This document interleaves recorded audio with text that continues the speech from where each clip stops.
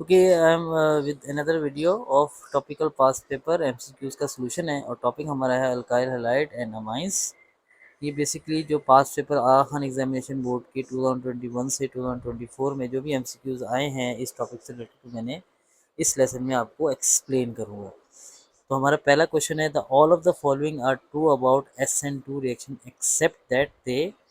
अच्छा, option A में दिया है are favoured in non polar solvent.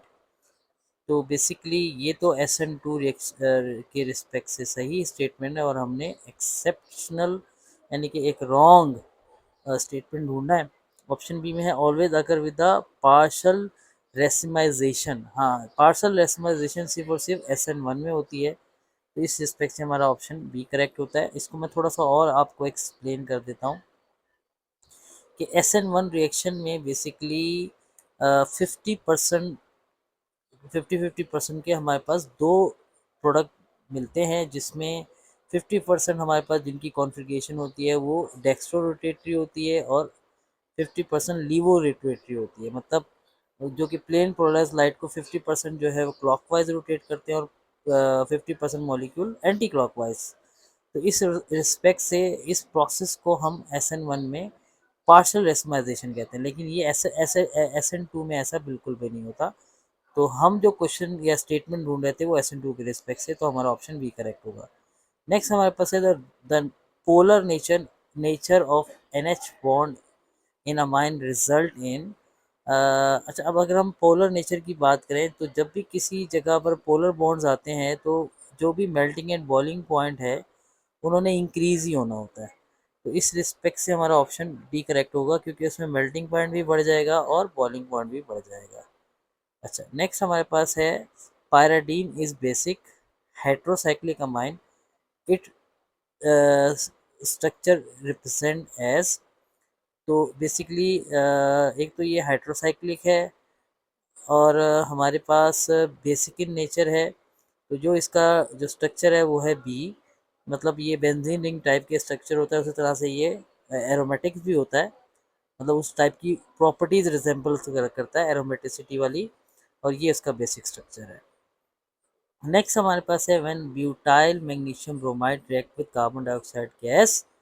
अगर आपको याद हो C4H9 मैग्नीशियम और उसके बाद है ब्रोमीन, ये रिएक्ट कर रहा है कार्बन डाइऑक्साइड के साथ। देखें, ये एक ग्रिग्नार्ड रिएजेंट है। तो कोई भी ग्रिग्नार्ड रिएजेंट या हाइड्रोकार्बन का कोई भी ग्रिग्नार्ड रिएजेंट जब भी कार्बन डाइऑक्साइड से रिएक्ट करेगा तो वो कार्बो ऑक्सिलिक एसिड में कन्वर्ट हो जाएगा। तो अगर हम अपने ऑप्शंस में देखें, सिर्फ ऑप्शन डी में ये पेंटानोइक एसिड लिखा हुआ है, तो हमारा ऑप्शन डी करेक्ट होगा। नेक्स्ट हमारे पास है question which of the following carbon cation is the most stable in polar solvent. By definition जो थर्ड डिग्री कार्बन कैटाइन होगा वो सबसे ज़्यादा स्टेबल होगा। तो इस रिस्पेक्ट से अगर हम फर्स्ट वाले को देखें तो ये प्राइमरी की कैटेगरी में आता है, बी वाला भी प्राइमरी की कैटेगरी में आता है, क्योंकि इसके साथ मतलब हम जो है मेन जो कार्बन कैटाइन है उसके साथ नंबर ऑफ हाइड्रोजन देखते हैं कि अगर एटलीस्ट 2 हाइड्रोजन है तो वो प्राइमरी की कैटेगरी में आएगा, और अगर एक हाइड्रोजन अटैच है तो वो सेकेंडरी की कैटेगरी में आएगा, और अगर एक भी हाइड्रोजन अटैच नहीं है, सारे के सारे अल्काइल ग्रुप अटैच हैं, तो ये थर्ड डिग्री की कैटेगरी में आएगा और ये सबसे ज़्यादा स्टेबल होता है कार्बन कैटाइन। नेक्स्ट हमारे पास है the correct decreasing order of reactivity of alkyl halide is. तो बेसिकली हम बात कर रहे हैं decreasing order of reactivity of alkyl halide. सबसे लेस रिएक्टिव जो हमारे पास सब्सटेंस होता है वो होता है RF, क्योंकि RF में जो बॉन्ड की पोलैरिटी है वो बहुत स्ट्रॉन्ग होती है ड्यू टू स्ट्रॉन्गर यानी कि इलेक्ट्रोनेगेटिविटी या greater electronegativity difference between fluorine and the carbon atom. वहाँ इलेक्ट्रोनेगेटिविटी का डिफरेंस ज़्यादा होने की वजह से बॉन्ड की पोलैरिटी बढ़ जाती है, तो बॉन्ड को ब्रेक करने के लिए ज़्यादा एनर्जी चाहिए होती है और वो लेस रिएक्टिव होता है। जबकि दूसरी तरफ अगर हम RI यानी कि आयोडीन वाले बॉन्ड की बात करें जो कि कार्बन के साथ होता है, वो बहुत वीक बॉन्ड होता है, क्योंकि आयोडीन की इलेक्ट्रोनेगेटिविटी फ्लोरीन या क्लोरीन या ब्रोमीन के मुकाबले में कम होती है।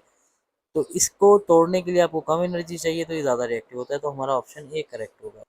ओके, नेक्स्ट क्वेश्चन हमारे पास है, when an amide react with lithium tetra lithium tetrahydroaluminum aluminate in dry ether at room temperature, it forms an amine.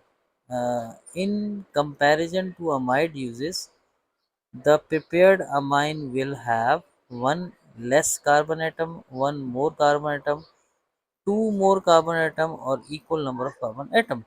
अच्छा, अगर हम यहाँ पर गौर से देखें कि यहाँ ये वर्ड यूज़ हो रहा है कि when amide react with amide, अगर लेट सपोज मैं कोई भी अमाइड इस तरह से ले लेता हूँ कि CH3 C double bond O NH2, ये हमारा अमाइड आइटम है, सही है। और अगर हम इसकी रिडक्शन कर रहे हैं, रिडक्शन क्योंकि लिथियम एल्यूमिनियम हाइड्राइड एक रिड्यूसिंग एजेंट है, तो ये इसके अंदर से इसमें हाइड्रोजन ऐड करवाएगा और इसकी ऑक्सीजन को रिमूव करेगा।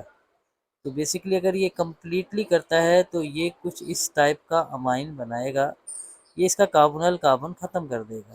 तो अगर आप गौर से देखें, इसमें कोई नंबर ऑफ़ कार्बन इंक्रीज़ या डिक्रीज़ नहीं हुए, सही है, बल्कि नंबर ऑफ़ कार्बन उतने ही रहे हैं। तो इस रिस्पेक्ट से अगर हम गौर से देखें, पहले ऑप्शन में दिया हुआ है one less carbon atom, one more carbon atom, two more carbon atom. यहाँ मतलब यानी कि कार्बन इन तीनों ऑप्शन में चेंज ही हो रहा है, जबकि हमारे इस प्रोसेस में कोई चेंज नहीं आ रहा है, तो ऑप्शन डी हमारा करेक्ट होगा।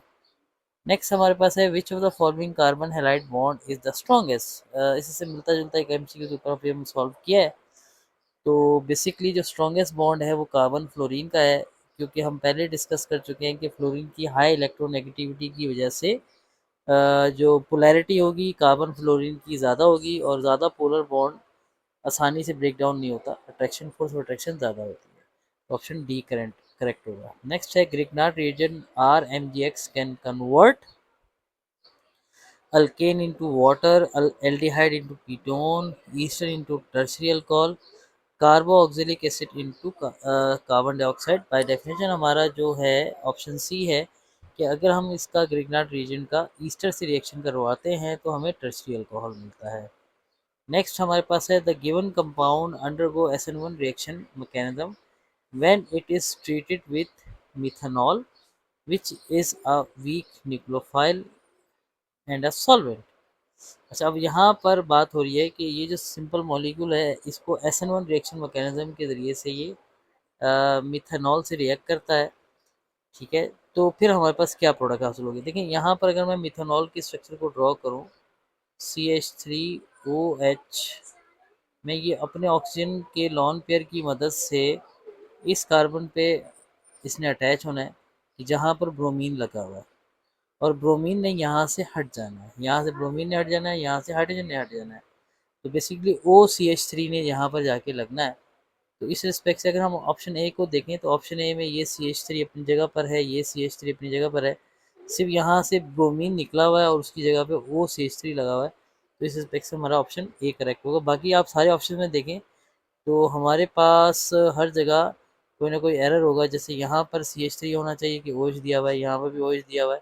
इस तरीके से ऑप्शन सी के अंदर यहाँ OH आके अटैच हो गया, जबकि हम तो इसका मिथेनॉल से रिएक्शन करवा रहे थे। तो ये इस तरह से मेरा ऑप्शन ए करेक्ट था। नेक्स्ट हमारे पास क्वेश्चन है, the product Z is in the given chemical reaction is. अच्छा, अब अगर आप गौर से देखें, ये एक अमाइड है, इसका लिथियम एल्यूमिनियम हाइड्राइड से रिएक्शन हो रहा है। तो लिथियम एल्यूमिनियम हाइड्राइड इसकी ऑक्सीजन को रिमूव कर देगा और इसकी जगह पर हाइड्रोजन ऐड करवा देगा। तो ये हमारे पास कुछ इस तरह से कंपाउंड मिलेगा, ये C6H5 वैसे ही रहेगा, और दो कार्बन आइटम हमारे पास इस तरह से कवर हो जाएंगे, और एक NH2 रहेगा। तो ऑप्शन डी करेक्ट होगा। नेक्स्ट है, consider the given alkyl halide. अगर हम देखें, इसमें एक, दो, तीन, चार, पाँच कार्बन आइटम है, ये 3 ब्रोमोपेंटेन है, क्योंकि सिंगल लाइन है तो कार्बन कार्बन सिंगल बॉन्ड है, ये एक अल्केन होगा। अच्छा, if the given alkyl halide is heated with alcoholic potassium hydroxide, मतलब हम इसको KOH से रिएक्ट कर रहे हैं in the presence of ethanol. Basically ये सारी कंडीशन एलिमिनेशन रिएक्शन की हैं। आगे पढ़ते हैं, then the forward mechanism of the reaction will be. तो बेसिकली इसका, जैसे कि मैंने बताया कि अगर हम KOH को यूज़ करें और इथेनॉल को यूज़ करें, अल्कोहल को यूज़ करें, अल्कोहलिक सोडियम हाइड्रोक्साइड यूज़ करें तो ये और प्लस हाई टेम्परेचर क्योंकि हीट किया जा रहा है, तो ये सारी रिएक्शन जो है वो एलिमिनेशन की तरफ लेके जाती है। अब अगर हम यहाँ पर देखते हैं कि ये कौन सा यानी कि हाइड्रोकार्बन है, ये बेसिकली ये हमारे पास एक हाइड्रोजन यहाँ होगा, ये हमारा सेकेंडरी यानी कि अल्काइल हैलाइड है। तो सेकेंडरी अल्काइल हैलाइड जो है मोर चांसली जो है E2 रिएक्शन से फॉरवर्ड होगा, तो ऑप्शन डी हमारा करेक्ट होगा इस क्वेश्चन का। ठीक है, नेक्स्ट हमारे पास क्या है, given are two ways through which a secondary carbon cation can react in the polar solvent।